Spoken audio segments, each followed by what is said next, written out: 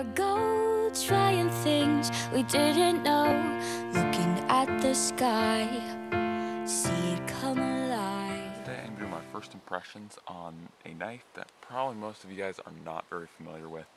I'd be surprised if anyone is, and it is the Pohl Force November One survival knife, or survival/outdoor knife. Kind of goes by both names. So to start off, this is how the knife comes.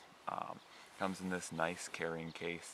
It does have two zippers that you can lock together to keep this knife locked in here, kind of, and that's a nice touch. But to get into the packaging, or what all comes with it, is, so when you open it up, you get a sticker. I think it's a sticker, yes, that should be a sticker.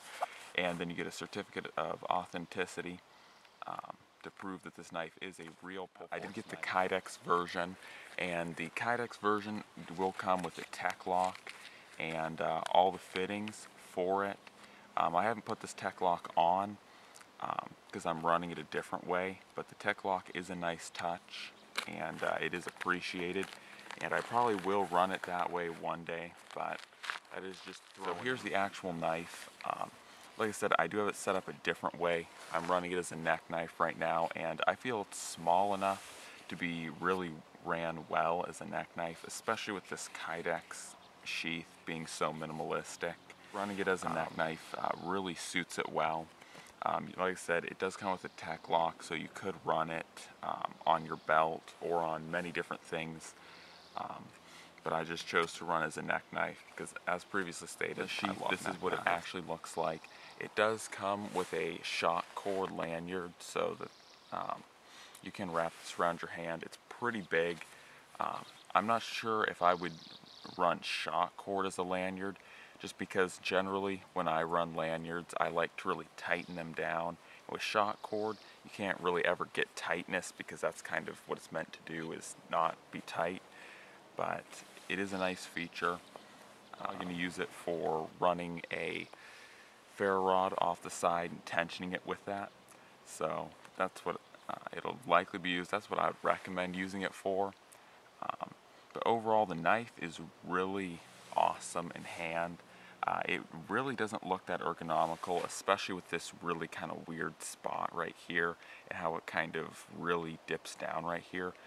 But actually, in medium-sized hands, as long as you get clearance, like how my fingers are here, they actually clear this spot. It feels really good. I could see if you had smaller hands, this might be a problem. Like if I were to really scrunch my fingers up together and actually hit this, it could be irritating. But as long as you properly space your fingers, and you have probably medium to large size hands, that won't really be a problem. You'll clear this little area, and it actually feels really good with that, because it kind of makes it slimmer for your last two fingers to fully wrap around, and you really get a good grip both in normal and reversed. This is a kind of tactical knife, so being able to go reverse and use it in defensive manners is very good and necessary, so it can do it well. Once again, I'd probably remove the lanyard if I was going to do more self-defense applications, but this is more or less going to be a bushcraft, or this is going to be, sorry about that large plane in the background, I can't really help that. But to give you guys some actual things about this knife, it is Nylock steel, which I did some research on Nylocks. It seems to be kind of like an Italian version, or a kind of European version of D2, and people have said it has the edge retention of D2, but yet slightly more stainless. So I'll see how that holds up, of course, through testing. But once again, this is another steel that I have no personal testing with, so I don't really know how good or the capacity or capabilities of this steel. Specifications are, start off, the blade length is 4 inches, but 3.5 inch cutting or cutting edge because of the choil here, and its overall length is 8.625, and so it's a pretty compact blade. It is, of course, 0.2 or 0.2 of an inch thick, so it's pretty close to 1/4 inch, but not quite there. So it's still pretty thin. It is also very rounded in the handle, insanely rounded, like they really rounded this handle. It is nice. I wouldn't quite say 90 right here. I think it's still a little rounded here. I'm not sure. I haven't tested ferro rods off it. Of course, it's my first impressions, not a review.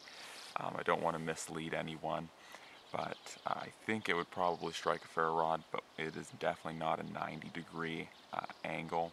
That's very sharp. And then of course you have a swedge here to help with penetrating on stabs. And on this side you got the EOD or Euro Ops Division logo there. And overall I think this is a really nice looking knife. Like I said, the handle, videos and pictures really don't do it justice because it is a very ergonomic handle. Like I said, as long as your fingers are not on this spot right here, it's very comfortable. And something that I really like, at least for bushcrafting, is how they did their jimping. There is jimping back here, so if you had to stab like this or in reverse, it would lock you in and you wouldn't have to worry about slipping. But if you actually want to do crafts and you actually want to get up on the edge, there's no jimping right here for your thumb. And so that means you can actually sit here. It's a very thick piece, or it's very thick right here, and that means it just allows you to really be comfortable when actually making or crafting things. So I really like that part about the ergonomics. These knives are actually manufactured by Lion Steel out of Italy. It says it right there. You guys probably can't see it, and my close-ups always suck, so sorry about that. But these planes, guys, I don't know what's up with them. There's an unusual amount of them out today, so sorry about all the plane sounds, but that's why I just cut that part there, is that plane was just being very loud. But like I was saying, it's made by Lion Steel, and that's one of the huge reasons why it costs $340 to $365. These are pretty expensive knives, but when you take into the account that the Lion Steel is actually making these, and you are getting top-notch stuff like Nylock steel, G10 handles, and a Kydex sheath, you are getting really top-notch materials and very nice fit and finish. Like I said, the handle is super ergonomic, very well rounded. The steel does stick out past the handle, but because it's so smooth, you don't really notice, and it's not very irritating to the hand. But overall, I like this knife so far. Of course, this is just my first impressions, so I haven't made any official claims on it.